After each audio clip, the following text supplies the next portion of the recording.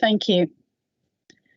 Good afternoon. I'm Councillor Diane Donaldson and I'll be chairing this hearing of Subcommittee A of the Licensing and Public Protection Committee of Birmingham City Council. Before we start, can you all please mute your microphones for the moment in order to improve the sound quality whilst I outline the procedure.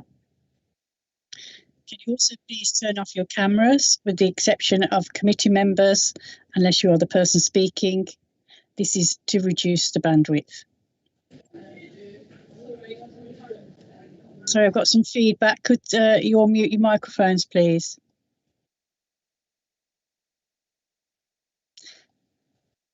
Could everyone attending today's meeting please put their mobile phones on silent and ensure they are situated in a room or environment which is free from distraction or any unnecessary noise emanating from radios, TVs, etc. Thank you for that. I'm speaking slowly and clearly so everyone can follow. So it is vitally important, for what I hope are obvious reasons, that those attending the meeting and making representations are able to hear me and members of my subcommittee and officers.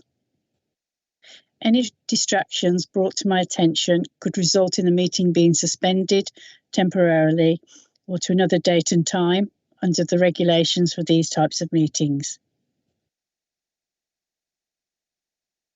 I also confirm this is a public meeting and therefore is being live streamed on the City Council's website in order that the general public can view it. This meeting will be webcast for live or subsequent broadcast via the Council's meeting YouTube site, details of which you'll find in the agenda. And that members of the press, public, may record and take photographs except where there are confidential or exempt items. Members are reminded that they must declare all relevant pecuniary and non-pecuniary interests arising from any business to be discussed at this meeting. If a disclosable pecuniary interest is declared, a member must not speak or take part in that agenda item. Any declarations will be recorded in the minutes of the meeting. No apologies have been submitted for today's meeting. So can I welcome you to this hearing for an application in respect of Hollywood Bowl, Broadway Plaza, Ladywood Middleway, Birmingham B16 8LP.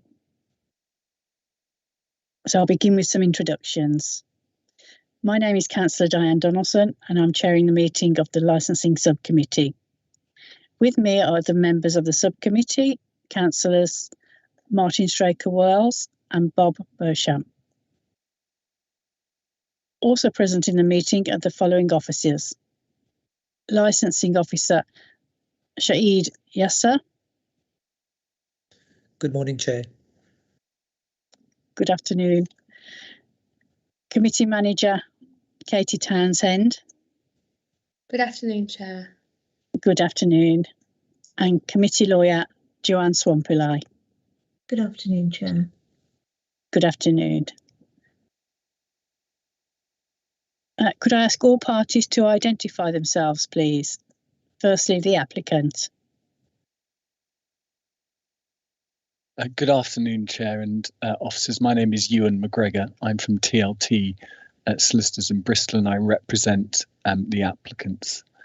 And on the call, it might save a little bit of time, is that you have Daryl Lewis from the original bowling company and he is the Chief Operating Officer. And you also have Tony Stone, who is the Head of Amusements at the original bowling company. Excellent, thank you for that. Thank you. I'll assume that all parties have read and understood the Licensing Committee procedural rules sent out with the notice of today's hearing. Please note, given the nature of today's proceedings, I may at my discretion amend the procedural rules to reflect the fact that this meeting is taking place online. But wish to assure you that any such amendments will not impact on the parties' right to a fair hearing.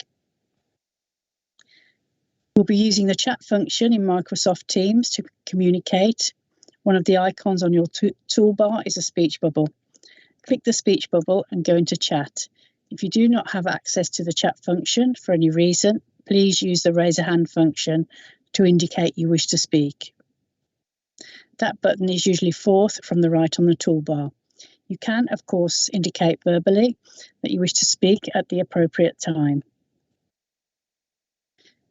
Can you all confirm that you have access to the chat facility by typing your own name now? Officers will also type their job title. The meeting will not proceed until you have all done so.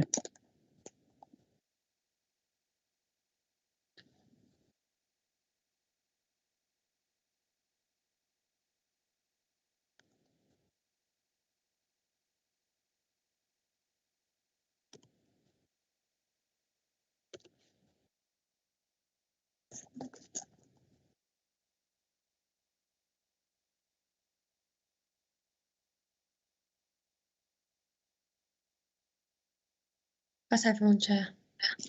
Thank you, Katie. Please keep this chat column open for the entire duration of the meeting in order that everyone can follow the messages being posted in the chat. If any participant has dialed in on an audio telephone rather than Microsoft Teams, please speak now to confirm you can hear and be heard.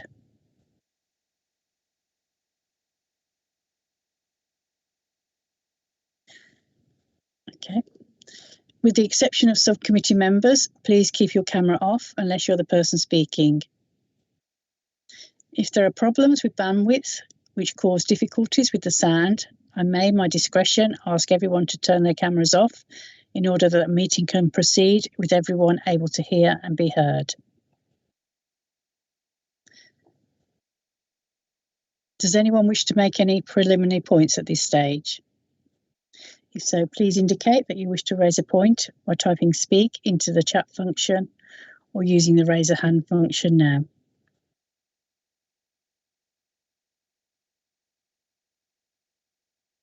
No one? Okay, thank you.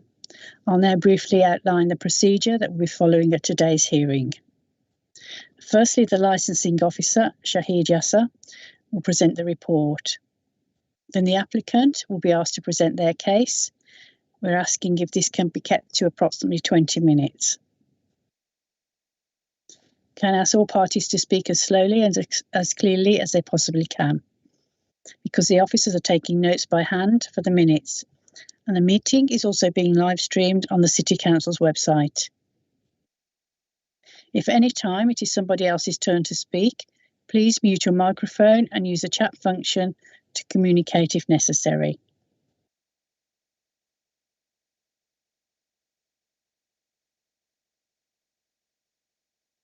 Please know that members of the subcommittee will be able to ask questions at any stage, but will try to do so at the conclusion of each presentation. Cross-examination by the applicant and those making representations will not be permitted unless the members consider it appropriate. Where questions are raised by the members of the subcommittee or by those present, they must signify this using the chat facility set out on the right-hand side of the screen you are viewing this meeting on. The meeting manager will alert me if I do not notice messages in the chat. I will determine verbally or in writing in the chat facility the order in which the questions are dealt with. So at any point in the meeting, if you wish to speak, please type the word speak into the chat function, and the meeting manager will ensure that we come to you at the appropriate moment. If at any point you cannot hear or having problems with your internet connection, please use the chat facility to alert the meeting manager. The chair will then ask the person speaking to repeat what they have just said. It is therefore important that you use the chat function as soon as you're unable to hear the person speaking. It may well be that the problem is caused by people still having their microphones or cameras on, which creates interference. So I remind everyone to please mute your microphones and turn off your cameras when you're not the person speaking. Could I point out that that occasionally it may be necessary for the subcommittee to take legal advice. At my discretion, I may ask all parties to wait in this meeting whilst members and the relevant officers withdraw to take legal advice using a separate meeting within Microsoft Teams. We will then return to this meeting and continue.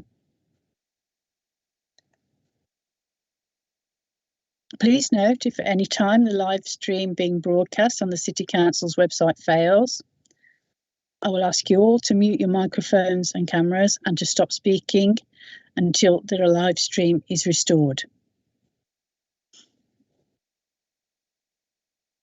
If at any time this meeting goes into private session, the meeting manager will pause the live stream. Once the private part of the meeting is over, I will ask the meeting manager to confirm that the live stream has resumed before we continue. At the conclusion of the hearing, I will invite all parties to make a brief closing submission. Can I stress no decision will be taken unless all the evidence has been heard. At the decision-making stage, the members and the relevant officers will withdraw from the meeting in order to determine the decision. They will go into a separate Microsoft Teams meeting. In the event that members need to clarify any point, you'll be telephoned by the meeting manager. The members will then make their decision. You'll be notified of the decision of the subcommittee within 5 working days. I hope that's reasonably straightforward. So with that, can I ask the licensing officer, Shahid Yasser, to present the report, please? As slowly and clearly as you can, please. Thank you, Chair. TLT Solicitors, on behalf of the Original Bowling Company Limited, submitted an application for the variation of a licensed premises gaming machine permit on the 12th of November 2021 for Hollywood Bowl, Broadway Plaza, Ladywood Middleway, Birmingham B16 8LP. The application, including supplementary information in support of the application, is attached to Appendix 1 of your report. The application does not seek to increase the number of Category D machines, but is regularising the permit to state the number of playing positions as gaming machines. Birmingham City Council Licensing Enforcement visited and confirmed that they have no objections to the application. The report to that effect is attached to Appendix 2. The premises already have the benefit of a current gaming machine permit issued under the Gambling Act 2005, which permits a total of 3 Category C machines and 14 Category D machines. Gaming machine categories by maximum stake and maximum prizes available is attached to Appendix 4. There's also some site location plans attached to Appendix 5. Where an application for a licensed gaming machine permit is made, the licensing authority shall consider it having regard to the licensing objectives, any relevant guidance issued by the Commission under Section 25, and such other matters as they think relevant. The options which are available to you today are to grant the application, to refuse the application, or to grant the application in respect of a smaller number of machines than is specified in the application, or a different category of machines from that specified in the application, or both. A licensing authority may not refuse an application or grant it in respect of a different category or number of gaming machines without first notifying the applicant and giving the applicant an opportunity to make representations. Thank you, Chair. Thank you, Shahid. Would the applicant like to make their presentation now, please? Good afternoon, committee members, and thank you for the time. You've given me 20 minutes, and you'll be relieved to hear that I'm not going to use up all of that time or your time this morning. So I'll crack on. Can I also thank at the start your officers who've been very helpful throughout this process. We've had very helpful dialogue with them up to the hearing of this application, and that is appreciated. And we've also had the opportunity of speaking, as indeed have they, to the Gambling Commission, who are based in, fortunately for you, based in Birmingham, so close by, and helpful discussions, as I say, have taken place. As your officer has said, the application is to address an anomaly in the way that machines have historically been calculated, and the way that in which I think that they are now calculated now. And at first blush, it might seem that there is a significant increase in the number of Category D machines that are being applied for, so an increase from 14 to 35. And the reason for the application, excuse me, is that historically the 14 would have, and it's just the way that people's interpretation of the Act has evolved over time, is that the 14 would have been 14 physical machines. And I think over time, the view has been taken actually that it should, rather than be physical machines, be the number of playing positions that you might have around a machine. So we'll all know, having been to amusement arcades and to fun fairs, the best example I can think of are penny falls machines or pusher machines, where there is a central hub, and around that you might have 8 separate playing positions. So historically that might have been viewed as one machine, but I think the considered view is that that is now 8 machines insofar as the permit is concerned, although there is actually no physical increase in the number of facilities being provided within the premises themselves. And I'll take you to the plan and some photographs that we've provided to you as a committee.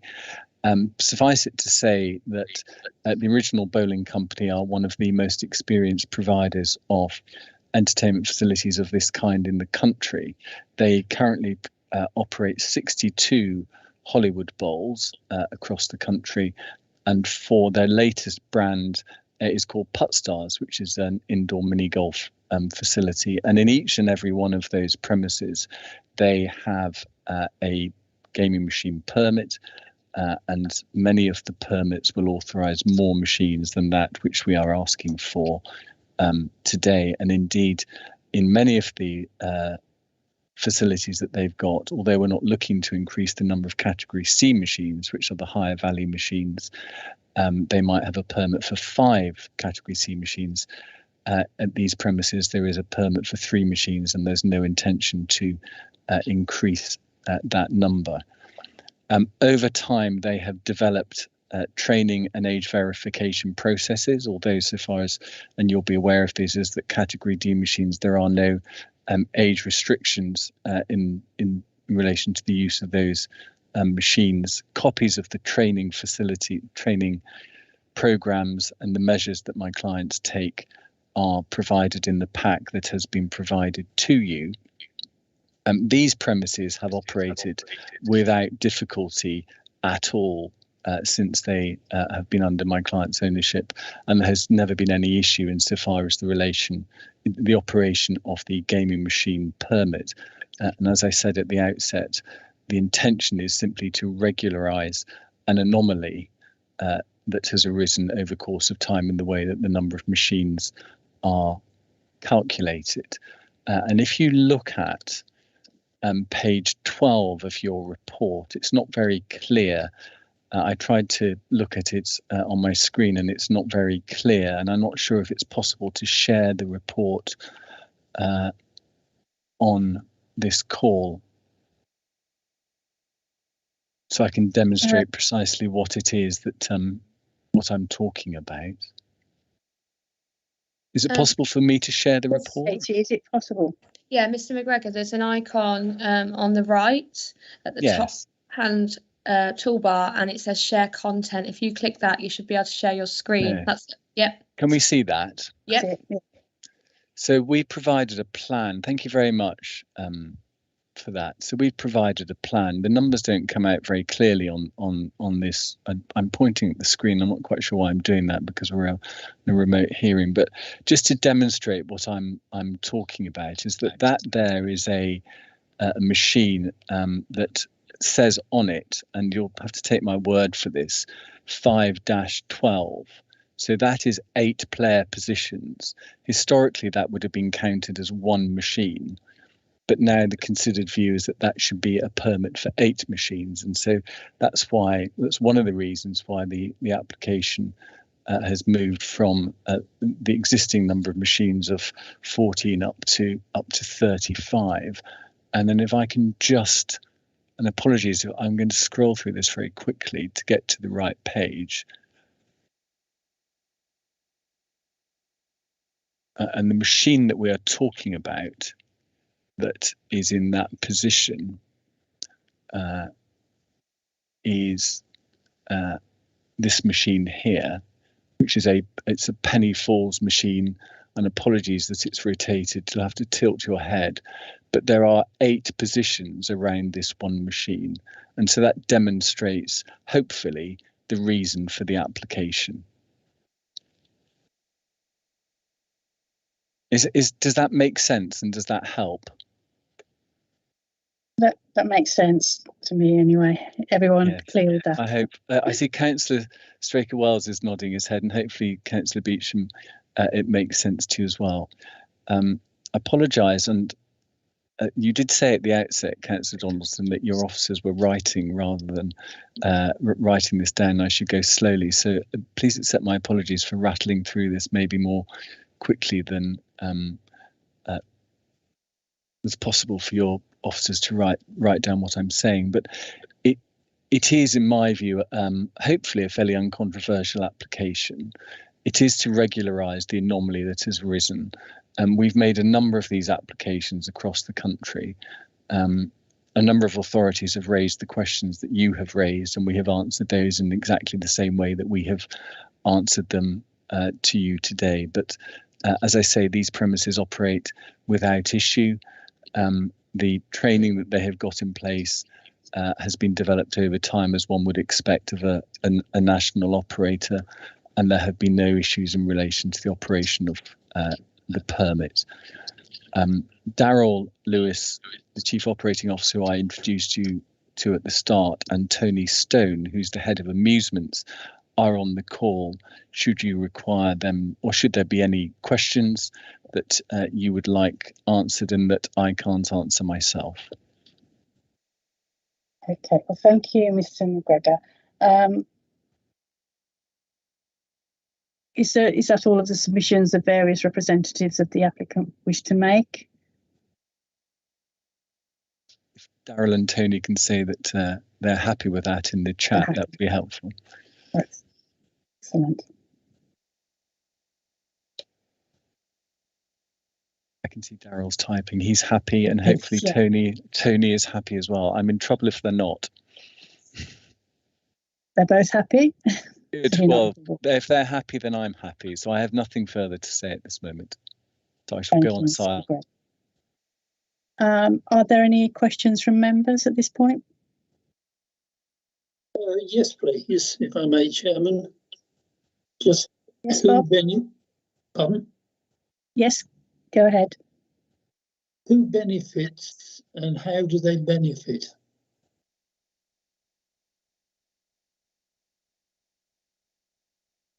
Please.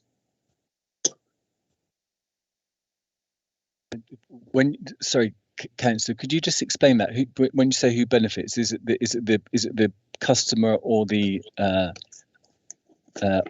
operator? Is that the question? Customer or operator, really, yes.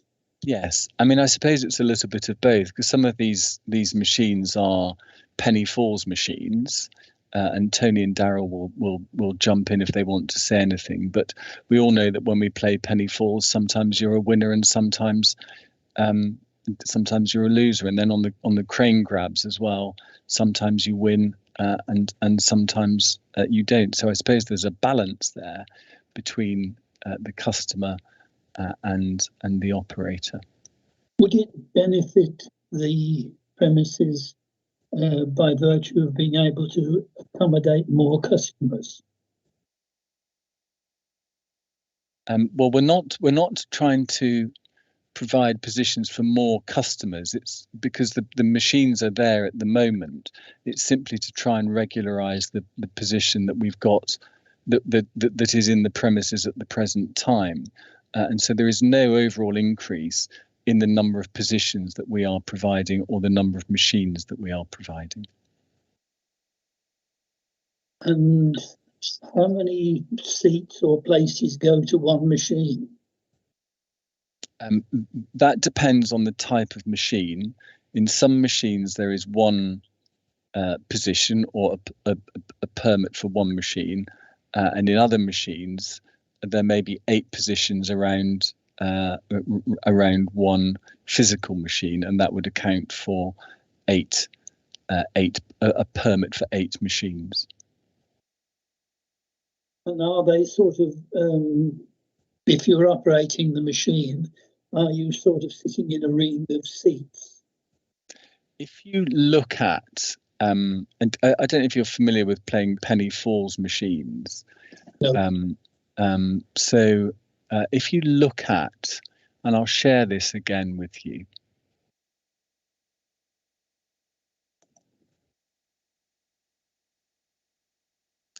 Can you see that? Reasonably. Apologise. It appears at page. Oh, where are we? Page 35 of your yes. Of your report, and I can't rotate it, so I do apologise for that.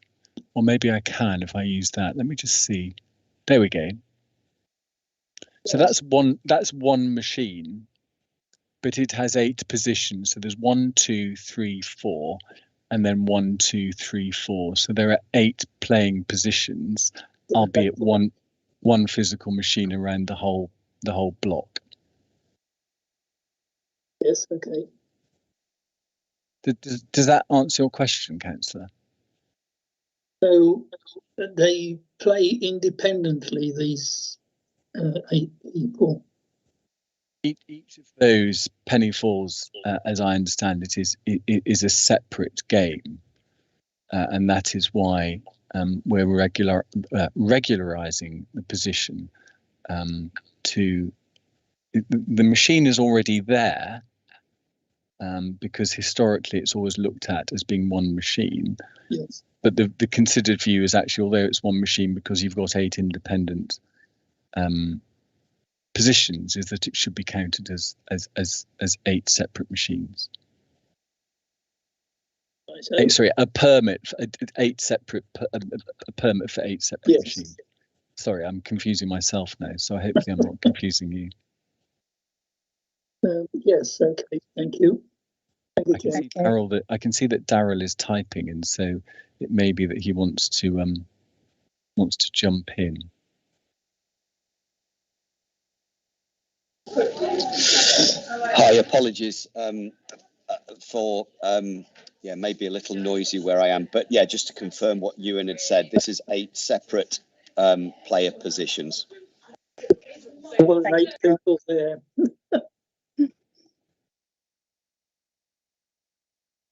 Okay, Councillor Beecham, is that clarified matters for you? Well, yes. Okay, thank you. No further questions from members? Oh, Chair, if I may, just one from me.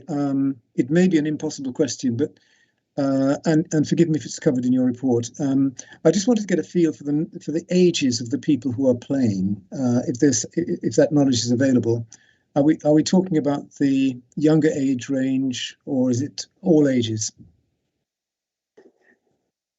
So category D machines do not have an age restriction on them. The category C machines do have an age restriction on them. But if you're looking at the demographic across the business as a whole, so Hollywood Bowl, these are entertainment centres, and Darryl is typing and he'll no doubt want to come in and keep me honest. All ages and very family led on category D machines, and you'll see that from the machines, the photographs of the machines that we had provided. But these are right at the bottom. The way that the Gambling Act has classified machines is that you have category A machines, and then you'll work your way down through category B, which is bingo and casino, category C, which and this is in very general terms, category C machines are the types that you would find in pubs, and category D machines are the types that you would find in arcades of this sort. So they are available to all types, available to everybody. In terms of the premises as a whole, bowling centres are family centres. I've been to these premises with my kids. I've been to them just with adults on my own. So there is a range of people that visit the premises, and at different times of day, obviously that demographic will change. Thank you, Mr. McGregor. No further questions from members? Not from me, thank you, Chair. Councillor Straker-Wells. Thank you, Chair. No more questions from me. Thank you. Okay, thank you. And finally, does the applicant wish to make a closing submission? I'm at real risk of repeating what I've said already, but it is, Councillor Donaldson, you've obviously got experience of this before. It is an application simply to regularise an anomaly that we have talked through with your officers. There is no increase in the overall, the actual provision within the premises. It's simply moving from a physical machine-based assessment to a player position, which is now the considered view of the Commission and also local authorities up and down the country. So there is no change whatsoever in what is going to be in place at the premises. The premises have operated without issue for many, many years, and the permit has been operated without issue for many, many years, and there are no representations to the application. And in those circumstances, I would invite that you grant this application. Thank you, Mr. McGregor. I'll now ask all parties to leave the Microsoft Teams meeting, and the members and the committee lawyer and the committee manager will go into private session while the subcommittee makes its decision. You'll be notified of the decision of the subcommittee within 5 working days. Thank you. Thank you for your time.